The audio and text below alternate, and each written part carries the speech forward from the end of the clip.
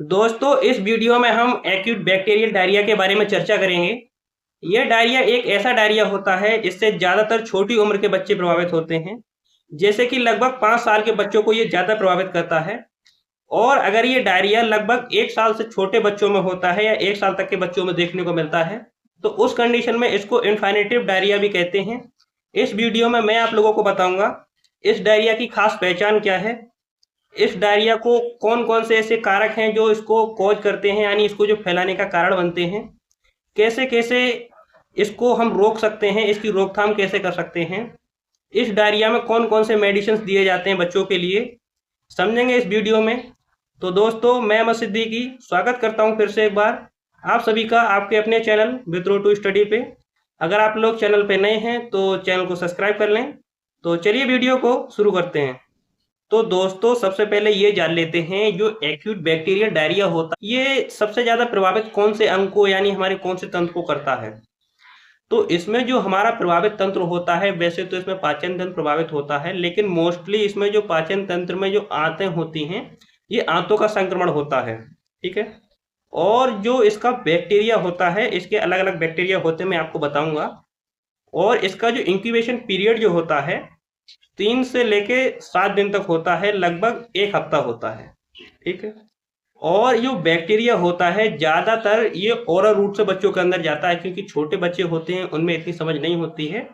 वो किसी भी ऑब्जेक्ट को यानी किसी भी वस्तु होती है इन्फेक्टेड या फिर जो मिट्टी होती है, तो उसको मुंह में रख लेते हैं या फिर निगल जाते हैं, खा लेते हैं। तो उस कंडीशंस में ये बैक्टीरिया उन बच्चों के अंदर पहुंच जाते हैं, जिससे कि उन बच्चों के लिए एक्यूट बैक्टीरियल डायरिया जैसी कंडीशन देखने को मिलती हैं। जैसे कि आपने भी देखा होगा, जो बच्चे छोटे होते हैं उनको बहुत ज़्यादा डायरिया रहता है। जैसे कि हर हफ्ते डायरिया हो जाता है या फिर महीने में 3 बार डायरिया हो जाता है। इनका ज़्यादातर कारण यही बनता है कि छोटे बच्चे जो होते हैं, कोई भी इन्फेक्टेड जो ऑब्जेक्ट होता है इन बैक्टीरिया से, जो प्रदूषित जो चीज़ें होती हैं, उनको मुंह में रख लेते हैं या फिर निगल लेते हैं। तो उस कंडीशन में ओरल रूट से ये बैक्टीरिया आंतों में पहुंच जाते हैं और वहां पे संक्रमण फैलाना शुरू कर देते हैं, जिसकी वजह से बच्चों में डायरिया देखने को मिलता है। एक्यूट बैक्टीरियल डायरिया को फैलाने के लिए अलग अलग बैक्टीरिया जिम्मेदार होते हैं। उन बैक्टीरियाओं की जो इन्फेक्शंस होते हैं उनकी अलग अलग कुछ सिम्टम्स भी होते हैं, जिनसे कि हम इनको मोस्टली पहचान सकते हैं कि इनको कौन से बैक्टीरिया का इन्फेक्शन हुआ है। ठीक है। समझेंगे इस वीडियो में दोस्तों, तो वीडियो को बिल्कुल भी स्किप ना करें, वीडियो को अच्छे से समझें। और एक रिक्वेस्ट है आप लोगों से, ये वीडियो सिर्फ नॉलेज के लिए है, ना कि सेल्फ मेडिकेशंस के लिए। दोस्तों, हम सेल्फ मेडिकेशंस के लिए बिल्कुल भी सजेस्ट नहीं करते हैं। कोई भी पर्सन इस वीडियो को देखकर सेल्फ मेडिकेशंस ना करे। अगर आपको प्रॉब्लम है तो आप अपने डॉक्टर से मिलें, उसके बाद जो डॉक्टर दवाई बताते हैं वो दवाइयां लें। दोस्तों, बैक्टीरियल डायरिया से ज्यादातर बच्चे परेशान रहते हैं, लगभग 80% केस में बच्चे परेशान रहते हैं। इसका कारण मैं आपको पहले ही बता चुका हूँ, वो होता है बच्चों की नासमझ। बच्चों जो नासमझ होते हैं, छोटे बच्चे होते हैं, उनमें इतनी समझ नहीं होती है, तो वो किसी भी ऑब्जेक्ट को जो इन्फेक्टेड होती है बैक्टीरिया से, उसको मुंह में ले लेते हैं या फिर निगल लेते हैं। ठीक है। और इसका जो कारण जो है कि इसके अलग अलग बैक्टीरिया हैं। दोस्तों, अगर बैक्टीरियल डायरिया 3 सप्ताह से ज्यादा तक रहता है तो इसको क्रोनिक बैक्टीरियल डायरिया कहते हैं। और इसमें जो बैक्टीरिया होते हैं उनके मैं कुछ नाम बता दे रहा हूँ आपको, और भी कई बैक्टीरिया होते हैं, लेकिन जो कॉमनली ज्यादातर होते हैं उनके मैं आपको नाम बता देता हूँ। जैसे कि एक इसमें होता है ई कोलाई। जैसे कि ये जो बैक्टीरिया होता है ओरल रूट से जब आंतों में पहुंच जाता है, तो वहां पर जाकर ये संक्रमण को बहुत ज्यादा फैलाने लगता है। तो उस कंडीशन में बच्चे को दस्त होने लगते हैं, और पतले दस्त होते हैं, और बॉडी से फ्लूइड लॉस हो जाता है। उस कंडीशन में बच्चे चिड़चिड़े हो जाते हैं और बच्चे वीकनेस महसूस ज्यादा करते हैं, बच्चे सुस्त हो जाते हैं। ठीक है। और जो दूसरा जो इसका जो बैक्टीरिया होता है, जैसे कि इसमें एक होता है साल्मोनेला ग्रुप का। ठीक है। उस कंडीशन में अगर ये बैक्टीरिया आंतों में पहुंचता है, तो ये बैक्टीरिया क्या करता है, जब आंतों में वहां पर जाता है तो अपनी संख्या को बढ़ाने लगता है, और फिर वो इन्फेक्शन जो है बच्चे को दस्त देखने को मिलते हैं, जो हल्के हरे कलर के हो सकते हैं और पतले होते हैं, या फिर पीले कलर के भी हो सकते हैं, गहरे पीले भी हो सकते हैं, लेकिन ज्यादातर हल्के हरे कलर के हो सकते हैं। और इस बैक्टीरिया का जो डायरिया होता है, जो साल्मोनेला वाला, इसमें जो बच्चे को फीवर्स भी रहता है, यानी बुखार आ जाता है बच्चे को, माइल्ड टू मॉडरेट फीवर रहता है बच्चे को, ज्यादा हाई फीवर नहीं रहेगा। और अगर हाई फीवर रहता है तो हॉस्पिटल में एडमिट करना होता है।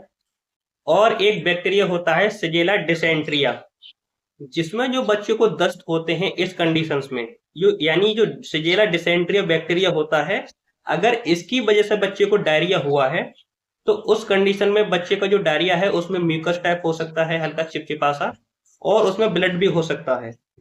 और बच्चे को अगर समय रहते अगर बच्चे को क्योर कर लिया जाए तो ये कॉम्प्लिकेशन बढ़ने से रुक जाते हैं। अदरवाइज बच्चे में ज्यादा जटिलताएं यानी कॉम्प्लिकेशंस देखने को मिल रहे हैं, तो बच्चे को जल्द से जल्द हॉस्पिटल में एडमिट कराना चाहिए। और कुछ मेडिसिन मैं आप लोगों को बता रहा हूँ जो इसमें ज्यादातर बच्चों को दिए जाते हैं, और ये भी मेडिसिन आपको बस नॉलेज के लिए बता रहा हूँ।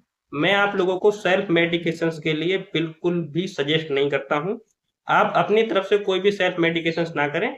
बस आप लोग बच्चे को अच्छे से क्योर कर सकते हैं, उसका खान पान पे आप ध्यान रख सकते हैं, उसकी साफ सफाई पे ध्यान रख सकते हैं, जिसकी वजह से जो बैक्टीरियल डायरिया है बच्चे को होता है या फिर बड़े पर्सन को होता है तो उसको रोका जा सकता है। तो ठीक है, बात कर लेते हैं उन मेडिसिन के बारे में जो ज्यादातर बच्चों को या फिर बड़ों को दिए जाते हैं। मेडिसिन बताने से पहले मैं आप लोगों को नॉलेज के लिए बता दूं, बैक्टीरिया दो टाइप के होते हैं, एक होते हैं गुड बैक्टीरिया, एक होते हैं बैड बैक्टीरिया। जो गुड बैक्टीरिया होते हैं वो हमारी हेल्प करते हैं हमारे डाइजेशन में, और ये गुड बैक्टीरिया हमारी बॉडी के अंदर पाए जाते हैं। अगर बैड बैक्टीरिया अपनी संख्या को बढ़ा लेते हैं तो उस कंडीशंस में हमें गुड बैक्टीरिया को बढ़ाने की जरूरत होती है बॉडी के अंदर। ठीक है, तो कुछ नेचुरल सोर्स होते हैं जहां से हम गुड बैक्टीरिया को बढ़ा सकते हैं बॉडी के अंदर। अगर आप लोगों को गुड बैक्टीरिया बढ़ाने के लिए बॉडी में कैसे बढ़ा सकते हैं उस टॉपिक पे अगर आप लोगों को वीडियो चाहिए तो आप लोग कमेंट में बता देना, हम आप लोगों को बता देंगे कैसे हम नेचुरल तरीके से बॉडी के अंदर गुड बैक्टीरिया की संख्या बढ़ा सकते हैं।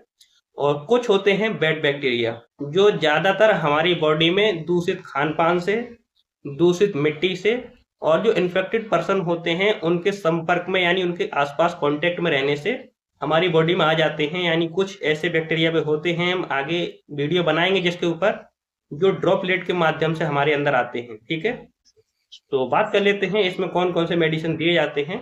इसमें दिए जाते हैं एंटीबायोटिक्स। और मैं आपकी जानकारी के लिए भी बता देता हूँ, कोई भी मेडिसिन देने से पहले डॉक्टर जो होते हैं पहले एक बार उसको क्लियर करने के लिए स्टूल चेकअप कराते हैं, जिससे ये क्लियर हो जाता है कि इनको बैक्टीरियल डायरिया है या फिर वायरल डायरिया है। और अगर आप लोग वायरल डायरिया के बारे में जानना चाहते हैं तो आप लोग कमेंट में बता देना, हम नेक्स्ट वीडियो आप लोगों को वायरल डायरिया के ऊपर ला देंगे। ठीक है, और अब हम बात कर लेते हैं बैक्टीरियल डायरिया में कौन कौन से एंटीबायोटिक्स मेडिसिन दिए जाते हैं। तो जैसे कि इसमें सेफिक्जिम आता है, इस टाइप से कुछ मेडिसिन आते हैं। और इसमें जो डायरिया जो बच्चे को हो रहा है उसको रोकने के लिए लेप्रोमाइड जो मेडिसिन आते हैं, जो हरे कलर की गोली होती है, वो बच्चे को दी जाती है। और इसमें बच्चे के अंदर जिंक सप्लीमेंट की बहुत ज्यादा आवश्यकता हो जाती है इस कंडीशंस में, जैसे कि जब डायरिया हो जाता है तो बॉडी में बहुत ज्यादा वीकनेस आ जाती है और इलेक्ट्रोलाइट डिसबैलेंस ज्यादा हो जाते हैं। तो उस कंडीशन में डॉक्टर जो होते हैं जिंक सप्लीमेंट को भी सजेस्ट करते हैं। ठीक है, और इसमें डॉक्टर जो है कि बच्चों के लिए ORS पाउडर बताते हैं। ORS पाउडर जो है कि बॉडी के अंदर हुई जो फ्लूइड की मात्रा कम हो जाती है उसको बैलेंस करने का कार्य करता है। अगर acute bacterial diarrhoea chronic bacterial diarrhoea में कन्वर्ट हो चुका है, यानी उसको लगभग 3 सप्ताह से ज्यादा का समय हो चुका है, तो उस कंडीशन में बहुत ज्यादा बॉडी से फ्लूइड लॉस हो जाता है। जब कंडीशन ज्यादा सीरियस हो जाती है तो रोगी को ड्रिप लगाने की आवश्यकता पड़ती है, जैसे कि डॉक्टर NS की जो ड्रिप आती है वो भी उसको सजेस्ट करते हैं, और RL की ड्रिप आती है वो भी सजेस्ट करते हैं। जैसी रोगी में आवश्यकता होती है उस टाइप से डॉक्टर ट्रीटमेंट करते हैं, इलाज करते हैं। और साथ ही साथ डॉक्टर ये देख लेते हैं कि इनकी बॉडी में किस चीज की आवश्यकता ज्यादा है, तो उस हिसाब से ड्रिप को चेंज कर सकते हैं। ठीक है, तो दोस्तों अब बात कर लेते हैं जो बैक्टीरियल डायरिया है उससे कैसे बच सकते हैं। तो सबसे पहले आप लोगों को काम ये करना होगा वो होता है हाइजीन, यानी स्वच्छता का आपको विशेष ध्यान रखना चाहिए। अपने बच्चों को ऐसे वातावरण में ना छोड़ें यहाँ से कोई भी इन्फेक्टेड चीज को उठाकर वो खा ले या फिर अपने मुंह में रखे। ठीक है, और दूसरी चीज इसमें ये होती है हमें अपनी बॉडी के अंदर जो गुड बैक्टीरिया होते हैं उनकी संख्या को अच्छे से बनाए रखना चाहिए। उनको बनाने के लिए नेचुरल कुछ प्रोसेस होते हैं, मैं आपको बता दूंगा नेक्स्ट वीडियो में, उनको आप फॉलो कर सकते हैं। ठीक है, और साथ ही साथ इसमें ये कर सकते हैं, अगर बच्चा इससे परेशान है और उसको जैसे मान लीजिए उसकी इम्यूनिटी वीक है उसका मतलब डाइजेस्टिव सिस्टम अच्छा नहीं है ज़्यादा, तो उस कंडीशन में बच्चे को ज़्यादा हैवी फूड होते हैं, जैसे कि जंक फूड है या फिर ज़्यादा ऑयली फूड है, उनको अवॉइड करना चाहिए। बच्चे को हल्का खाना देना चाहिए और ज़्यादातर इसमें जैसे कि हल्के खाने में दलिया है या फिर दही है, इन चीज़ों को सेवन करना चाहिए। और साथ ही साथ बच्चे को फाइबर युक्त भोजन देना चाहिए, जैसे कि खीरा है और अनाज है। ऐसी चीज़ें बच्चे के जो डाइट होती है उसमें ऐड करना चाहिए। और साथ ही साथ अगर बच्चा छोटा है, 1 साल से छोटा है, तो उस कंडीशन में बच्चे को माँ का दूध पिलाना चाहिए। तो दोस्तों, उम्मीद करता हूँ दी हुई जानकारी आप लोगों को पसंद आई होगी। अगर आपको वीडियो पसंद आई है तो प्लीज़ वीडियो को लाइक कर दीजिए और अगर आप लोग चैनल पे नए हैं तो चैनल को सब्सक्राइब कर लीजिए। मिलते हैं किसी नेक्स्ट वीडियो में नए टॉपिक के साथ, तब तक के लिए जय हिंद।